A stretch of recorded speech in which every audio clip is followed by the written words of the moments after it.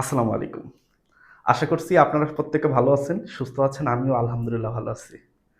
অনেকদিন পর আপনাদের সামনে আমি উপস্থিত হতে পেরেছি। আলহামদুলিল্লাহ। মাঝখানে একটা গ্যাপ ছিল।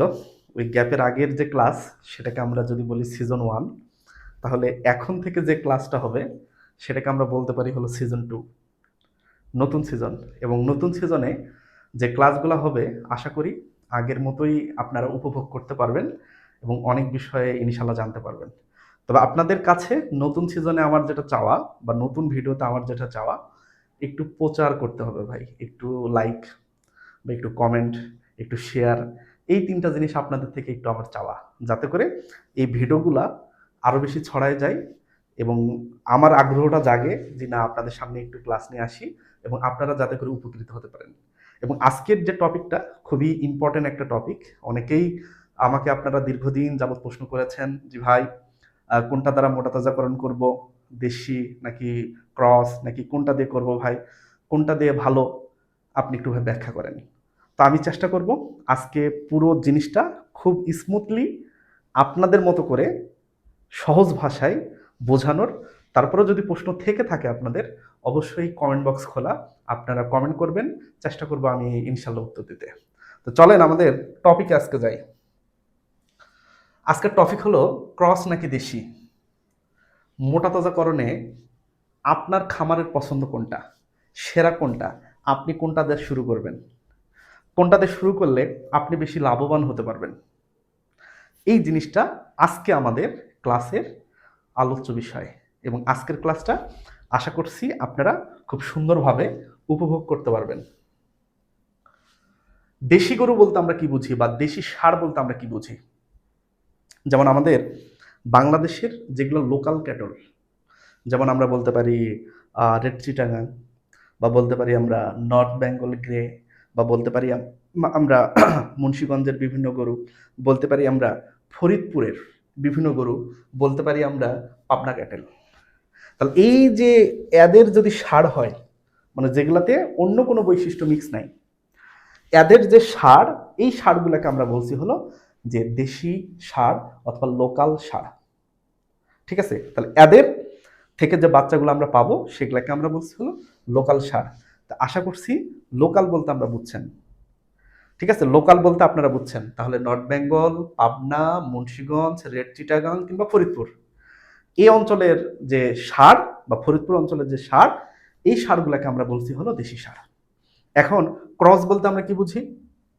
ক্রস বলতে আমরা বুঝি যে কোনো দেশি, এর আগে আমরা যে দেশিগুলা দেখলাম, এই দেশির সাথে যদি হয়তো শাহিওয়ালের ক্রস হলো, অথবা ফ্রিজিয়ানের ক্রস হলো, অথবা রেড সিন্ধির ক্রস হলো, অথবা ফ্রিজিয়ান প্লাস জার্সির ক্রস হলো, অথবা শাহিওয়াল প্লাস ফ্রিজিয়ানের ক্রস হলো, অথবা ব্রাহ্মা প্লাস ফ্রিজিয়ানের ক্রস হলো, অথবা ফ্লেগবি প্লাস ফ্রিজিয়ানের ক্রস হলো, এখান থেকে যে সাতটা আমরা পাবো, ঠিক আছে, যে পুরুষ সদস্যটাকে আমরা পাবো বা পুরুষ গরুটাকে আমরা পাবো, সেটাকে আমরা বলছি হলো যে ক্রস। কারণ এখানে শুধু লোকাল বলা যাবে না, বা এখানে শুধু ফ্রিজিয়ান বলা যাবে না, বা এখানে শুধু বলা যাবে না শাহিওয়াল, বা এখানে শুধু বলা যাবে না রেড সিন্ধি। তার মানে এদের মধ্যে আছে হলো ক্রস। ঠিক আছে, এদের মধ্যে আছে হলো ক্রস। তাহলে এগুলা হলো ক্রস সার। তাহলে এই সার পালন করবেন মোটা তাজাকরণের জন্য নাকি লোকালটা পালন করবেন, এই জিনিসটাই আজকের ক্লাসের আমার আলোচ্য বিষয়। এবং আশা করছি আপনারা টপিকটা খুব সুন্দর করে বুঝছেন। শোনেন ভাই, এক একজনের যুক্তি এক এক রকম হতে পারে। কারো যুক্তি হতে পারে এটা, কারো ওটা। তো আপনাদের কথা হলো যে আপনারা ভিডিওটা দেখেন, দেখার পর নিজের একটু বুদ্ধিকে কাজে লাগান, নিজের একটু ধারণাকে কাজে লাগান, আশেপাশে একটু খোঁজ খবর নেন। এরপর আপনারা সিদ্ধান্ত নেন যে আসলেই আপনার জন্য কোনটা ভালো বা আপনার জন্য কোনটা করা উচিত হবে। ঠিক আছে, আমি জাস্ট আপনাদেরকে একটা আইডিয়া দিলাম আমার নিজের মতো করে, আমার অভিজ্ঞতার আলোকে, আমার খামার ভিজিটের আলোকে আমি একটা আইডিয়া দিলাম। ব্যাপারটা বাকিটা এটা আপনাদের উপর সিদ্ধান্ত, আপনারা যেভাবে নেন আর কি। তো আমরা যদি কিছু বৈশিষ্ট্য দেখি, কিছু ক্রাইটেরিয়া দেখি যে কোন কোন বৈশিষ্ট্যের জন্য কোনটাকে পালন করা দরকার, এই জিনিসটা আমাদের একটু দেখা দরকার। প্রথমত ৩-৪ মাসের প্রজেক্টে কোনটা সেরা, দেশি নাকি ক্রস? ধরেন আমি আপাতত ধরলাম 50% দেশি, ধরলাম হলো 50% ক্রস। এখন বিজয়ী কে হবে সেই সিদ্ধান্ত তো আপনাদের হাতে। ঠিক আছে, আমি এখানে 50-50 ধরলাম যে 3-4 মাসের প্রজেক্টে আপনারা দেশিকে বাছাই করবেন নাকি আপনারা ক্রসকে বাছাই করবেন। তো এটা চান্স আমি ধরলাম আপনাদের কাছে প্রথমে 50-50, বাকিটা ইনশাল্লাহ পরের সিদ্ধান্ত হচ্ছে। প্রথমে আসেন ওজন বৃদ্ধি। দেশি যে গরুগুলা, এগুলা যে লাইভ ওয়েট বৃদ্ধি পায় প্রতিদিন, কারণ আমাদের প্রতিদিন কিন্তু আমরা যে খাওয়াচ্ছি সেটা দানাদার খাওয়াই, সেটা ঘাস খাওয়াই, বা সেটা খড় খাওয়াই, বা পানি খাওয়াই, মানে সবই খাওয়াই। ঠিক আছে, যেটাই খাওয়াই আমাদের তো একটা ওজন বৃদ্ধি পাবে। তবে হ্যাঁ, শুধু যদি কেউ খড় খাওয়ায় আর শুধু যদি পানি খাওয়ায় সেক্ষেত্রে কিন্তু ওজন বাড়বে না, বরঞ্চ ওজন কমবে। তাহলে খড় যদি খাওয়াই খড়ের সাথে দানাদার খাওয়াতে হবে, অথবা ঘাস খাওয়ালে ঘাসের সাথে দানাদার খাওয়াতে হবে, দানাদারটা লাগবে। তো আপনারা যে ওজনের কথা যদি চিন্তা করেন, দেশি গরু দিনের সর্বোচ্চ, আমি যেটা দেখেছি, মানে আমি যেটা পেয়েছি, আমি মাঠ পর্যায়ে আমি আপনাদেরকে সেটা বললাম, অনেকে কম বেশি পেতে পারেন। আমি সর্বোচ্চ ওজন দেখছি যে 400 থেকে 500 গ্রাম, এটা হলো সর্বোচ্চ ওজন। যে একটা দেশি গরু প্রতিদিন লাইভ ওয়েট বৃদ্ধি পায় 400 থেকে 500 গ্রাম, আমার দেখা সর্বোচ্চ।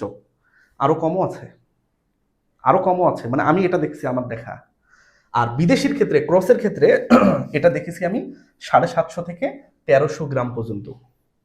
আরো অনেকে আরো বেশি পেয়েছে, কিন্তু আমি দেখেছি 1300 গ্রাম একটা ফ্লেগভি ক্রস ষাঁড়ের, যে ষাঁড়টা নওগাঁ থেকে কিনে নিয়ে যাওয়া হয় সম্ভবত নরসিংদী বা নারায়ণগঞ্জে, এবং ওই ষাঁড়ের বৃদ্ধি 1300 গ্রাম করে লাইভ ওয়েট পাওয়া গেছে।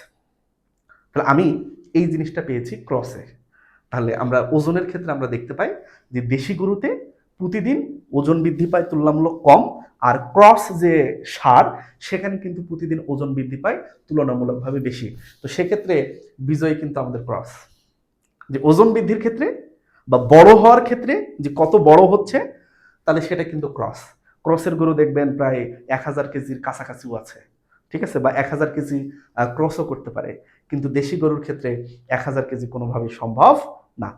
তো বড়োর ক্ষেত্রে যদি বড় গরু চান বা ওজন দ্রুত বৃদ্ধি চান, তাহলে সেক্ষেত্রে আপনাদের পছন্দ হওয়া দরকার দেশি না করে কোনটা, ক্রস। 2 নম্বর যদি আমরা বলি যে খাদ্য গ্রহণ, দেশি গরুকে আপনারা তুলনামূলক কম খাবার দিলেই চলবে, যেমন ঘাস, খড়, দানাদার খুব সবই কম লাগে, কারণ যেহেতু ওজন কম আমরা ওজনের উপর নির্ভর করে খাবার দেই। তো যেহেতু ওজন কম হয় তো তুলনামূলক খাবার কম লাগে। আর ক্রসে যেহেতু ওজন বেশি হয়, আকারে বড় গরু, হ্যাঁ, অনেক বেশি ওজন, তো সেক্ষেত্রে এই ক্রসে কিন্তু দানাদার বা ঘাস যেটাই বলেন, বা খড় যেটাই বলেন, বা সাইলেজ যেটাই বলেন, এই ক্রসে কিন্তু তুলনামূলকভাবে খাবার বেশি দিতে হয়।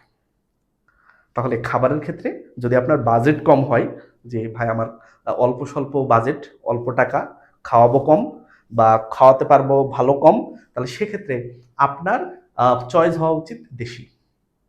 ঠিক আছে, দেশি, অথবা মাঠে চড়াবেন, একটু বাসায় এনে হয়তো ভুসি হালকা দিবেন বা হালকা ধরেন গুঁড়া দিচ্ছেন, তো সেক্ষেত্রে আপনাদের চয়েস হওয়া উচিত দেশি।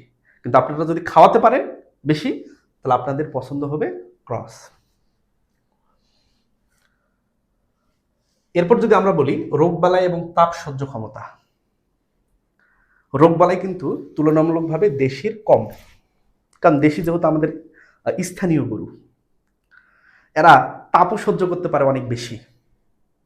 ঠিক আছে, তাপও সহ্য করতে পারে অনেক বেশি, কিন্তু এই ক্রসের ক্ষেত্রে রোগবালাই বেশি এবং তাপ সহ্য করার ক্ষমতা কম।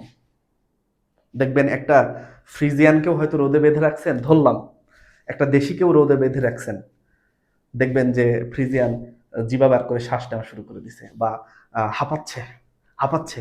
সে তুলনায় এই দেশি কিন্তু তুলনামূলকভাবে তাপ কিন্তু ভালো সহ্য করতে পারে। দেশির কিন্তু তুলনামূলকভাবে রোগ বালাই কি হয়, কম হয়।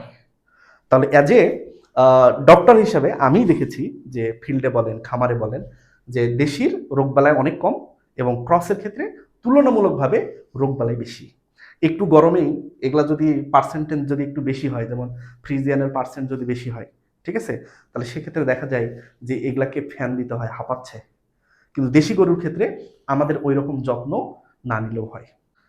এরপর যদি আমরা পরের বৈশিষ্ট্য যদি আমরা একটু দেখি, যে বাজেট, এটা আমি আগেই কিছু ধারণা আপনাদের দিয়ে দিচ্ছি যে বাজেট যাদের কম, যাদের টাকা কম, বা যারা নতুন খামারি, যারা অল্প থেকে শুরু করতে চান, রিস্ক কম নিতে চান, তো তাদের ক্ষেত্রে দেশিটাই ইজি। কিনবেন কমে, হয়তো বিক্রিও করবেন একটু কমে, ঠিক আছে, লাভ হবে মোটামুটি, রোগবালাই হবে তুলনামূলক কম, ম্যানেজমেন্ট তুলনামূলক কম, ঠিক আছে, খুব বেশি পরিচর্যা করার দরকার নাই। তো যাদের বাজেট কম তাদের জন্য সেরা চয়েস হলো দেশি। আর যাদের মোটামুটি ধরেন বাজেট আছে, ম্যানেজমেন্টের ক্ষমতা আছে, বা অভিজ্ঞতা আছে, বা কোথাও থেকে ট্রেনিং নিয়েছেন, বা নিজে খামারের আগে অনেক দিন ধরে করতেছেন, তো তাদের ক্ষেত্রে সেরা হলো ভাই এই ক্রস, ঠিক আছে, ক্রস। আর চেষ্টা করবেন যে গরুকে খুব বেশি বড় না বানাতে। ধরেন যে এমন গরু বানাইছেন 800 কেজি, 900 কেজি, 1000 কেজি, গরু বিক্রির জায়গা নাই, তাহলে কিন্তু সমস্যা। চেষ্টা করবেন গরুকে 2 লাখ, 2.5 লাখ, 3 লাখ এর মধ্যে রাখার। আর দেশি গরু হলে তো আপনাদের ধরেন সর্বোচ্চ হয়তো 1,20,000 বা 1.5 লাখের মধ্যে হয়তো হবে।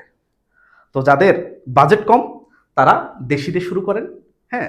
আর যাদের বাজেট বেশি, অভিজ্ঞতা আছে, সবকিছু ঠিক আছে, তাদের ক্ষেত্রে সেরা হলো ক্রস। এর পরের বৈশিষ্ট্যটা যদি আমরা একটু দেখি, দেখেন যে এফসিআর মান, এটা একটু ইম্পর্টেন্ট, এটা খুবই ইম্পর্টেন্ট। এটা আপনাদের হয়তো অনেকের কাছেই নতুন, আবার অনেকেই আপনারা এই সম্পর্কে অনেক ভালো জানেন।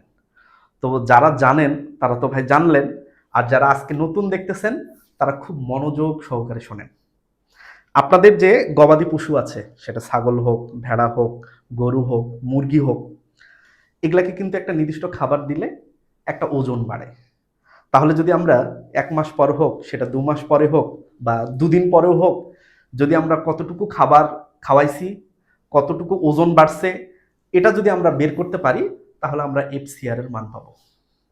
আমি যদি খুব সহজ ভাষায় এই এফসিআরটা আপনাদেরকে একটু বুঝাই, এফসিআর হলো গরুর ওজন 1 কেজি বাড়াতে যতটুকু খাবার খাওয়াতে হবে। মানে 1 কেজি ওজন বাড়াতে যতটুকু খাবার লাগবে, সেই মানটাকে আমরা বলছি, কি বলছি আমরা, যে এফসিআর মান।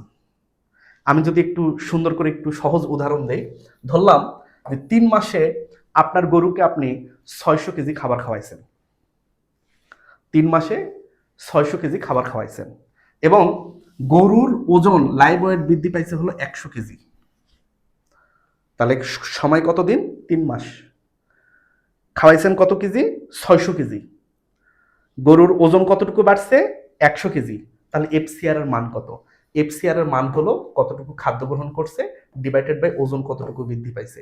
এই ক্যালকুলেশন করলে আমরা পাবো হলো 6 কেজি। তার মানে 1 কেজি ওজন বাড়তে এই গরুর পিছনে খরচ হয়েছে হলো 6 কেজি। মানে 1 কেজি ওজন বাড়াতে 6 কেজি খাবার লাগছে এই গরুর পিছনে। এই এফসিআর এর মানটা যদি 5 হয় আরো ভালো, যদি 4 হয় আরো ভালো, যদি 3 হয় আরো ভালো। ক্রসের ক্ষেত্রে এই এফসিআর এর মানটা কম, মানে অল্প খাবারেই ওজন বেশি ধরে। আর দেশির ক্ষেত্রে এই এফসিআর এর মানটা তুলনামূলক বেশি, মানে 1 কেজি ওজন বাড়াতে ক্রস ক্রস সারের থেকে বেশি পরিমাণ খাবার লাগে। তাহলে আমরা কি জানি? এফসিআর এর মান কম মানে ভালো, আর এফসিআর এর মান বেশি মানে কি একটু খারাপ। তাহলে এফসিআর এর মান কম লাগে হলো ক্রস গরুতে, মানে অল্প খাওয়ালেই ওজন বাড়ে। আর দেশি গরুতে কি এফসিআর এর মানটা বেশি, মানে বেশি খাওয়ালে তখন একটু ওজন বাড়ে। তাহলে মনে রাখবেন, এফসিআর এর মান যার যত কম, যার যত কম সেটা তত বেশি ভালো, আর এফসিআর এর মানটা যার যত বেশি সেটা তত খারাপ। আশা করছি আপনারা বুঝছেন। এরপরে যদি আমরা একটু দেখি বাজার মূল্য, এই বাজার মূল্য অনেক কিছুর উপর নির্ভর করে। যেমন 3-4 মাসের প্রজেক্ট আপনি যে কোনো মুহূর্তে করতে পারেন।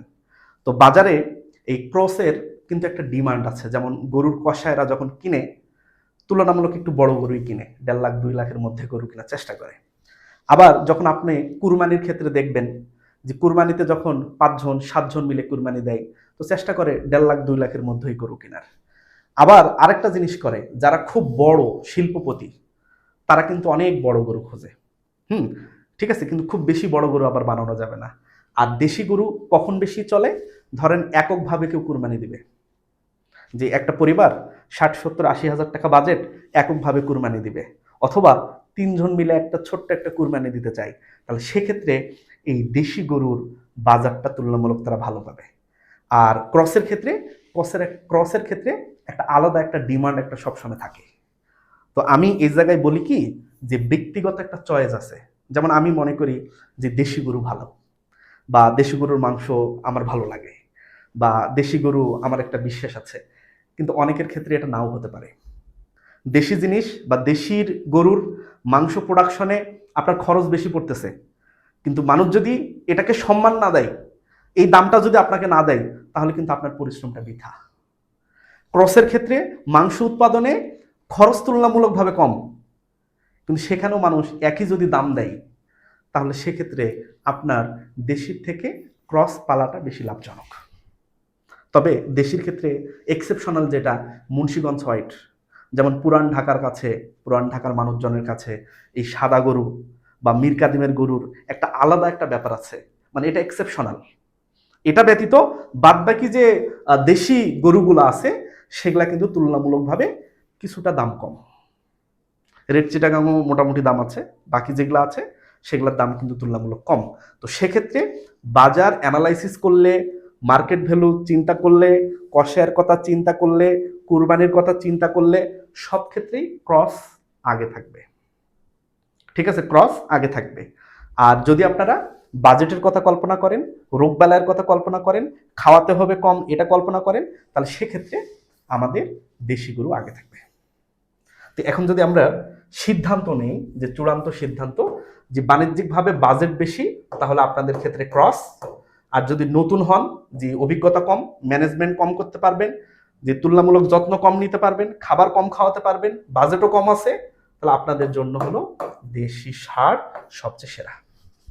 তাহলে এই হলো আমার পক্ষ থেকে, বা আমি যেটা পেয়েছি আমার পক্ষ থেকে এটা অ্যানালাইসিস, এবং এটা আমার অ্যানালাইসিস।